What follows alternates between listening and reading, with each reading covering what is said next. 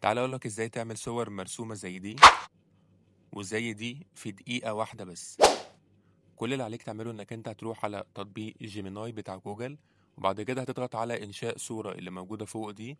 بعد كده هتبدأ انك انت ترفع الصورة اللي انت حابب انك انت ترسمها. انا هنا طبعا نقيت صورة اللي هي ابو تريكة، وفي البرومبت او الوصف هتكتب الوصف اللي هتلاقيه في اول تعليق، وعند كلمة يور نيم هتبدأ انك انت تكتب اسمك. انا هنا كتبت هنا احمد محمد.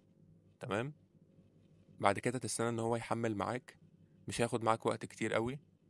بعد التحميل حرفيا هتلاقي الصورة كأن حد رسمها، مش مجرد يعني زي ما انت شايف اهي. الصورة حرفيا حد رسمها.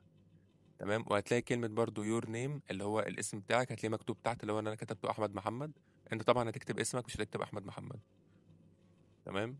طيب هنا جربت ان انا برضو اعمل صورة تانية. هنا جربت في صورة كريم عبد العزيز، وكتبت برضو في كلمة يور نيم كتبت برضو احمد محمد، وبعد كده قفلت القوس.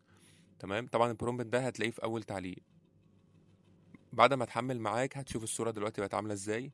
زي ما انت شايف اهي الصورة احترافية جدا جدا جدا، يعني حرفيا كأن الصورة حد راسمها، وحتى هو حاطط لك ايد كده جنبها كأن في حد بيرسمها يعني. تمام. وبرضو عند كلمة يور نيم هتلاقي مكتوب اسمك او الاسم اللي انت مختاره. وبس كده.